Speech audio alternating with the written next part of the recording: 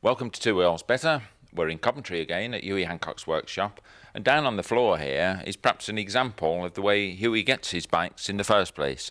This is a 1956 Tiger 100, and just look at the state of that. It looks all pretty well complete, but it's nothing to be proud of as it stands. But let's just see what it should look like. Hughie, is those the photographs of a predecessor? Yes, this is a 1956 Tiger 100 that I restored some time ago for a gentleman, and this is exactly what that pile of stuff on the floor's got to look like. Well, Hughie, these pictures here, they're certainly a credit to you, but I understand you've also done one or two videos giving away your trade secrets. Not exactly. Well, we've got one running over here. Perhaps you could just tell us the background to this. Why on earth did you start producing videos? Basically, it was John, my son-in-law, who he's the painter, he's the artistic one of the two of us. He does all the painting and lining. John was worried that if I dropped off the perch, there would be no one to build his engine for him. So he said, well, if we video you doing an engine, I'll be able to build my own engine when you've gone. Oh, a cheerful thought.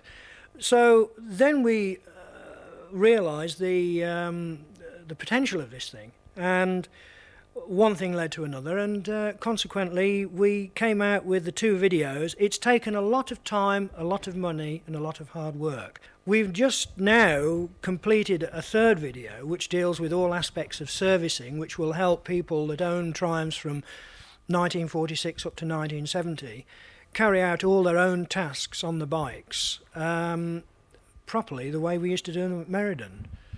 And I'm sure, well, not only am I sure, I know that these have gone down very well with people. And you've had positive feedback on these? Oh yes, I don't think we've had a bad report on any of them. Some of the American magazines were a little dubious about my techniques on the first video with regard to wielding a big hammer, but it's like I said to them at the time, apart from standing there and swearing at the pistons until they jump out on their own, there's nothing else you can do. Some wag in an American magazine said, well, gee fella, you should have pressed them out with a hydraulic press. But of course that's what every young man's got in his garden shed, isn't it?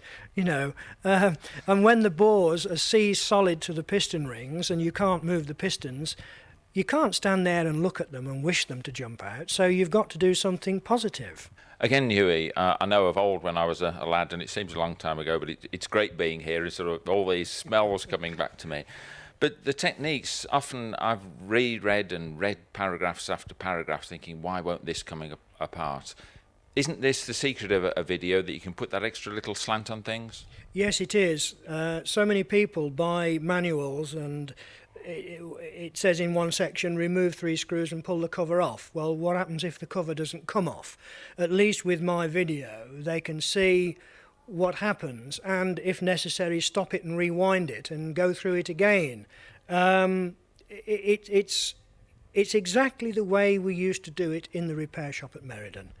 The other thing I noticed when you were warming up a crankcase half to fit the main bearings, or one of the main bearings, and I remember that as well, in the gas oven. It won't be long, Mum, only half an hour, and she perhaps wanted the Sunday joint right. to be able to go, and got all these smells of oil and gunk and whatnot. But do you touch on that in your video? You don't just say heat to so many degrees centigrade, you say bung it in the oven at regular 60? I think one or two jokes were passed about regular marks, but usually, because there are so many different models of the 650 unit, we couldn't really specify every nuance of the stripping and rebuilding. So what we did was we said, okay, warm the crankcase up, not to a specific temperature, but warm it until you spit on it and your spit bounces off. This sort of thing that ordinary people can understand. We don't want to get into physics or anything like that. And you don't want a puddle of aluminium on the bottom of the oven? No, that's not advisable, but you'd have to go some to melt a crankcase. You would indeed.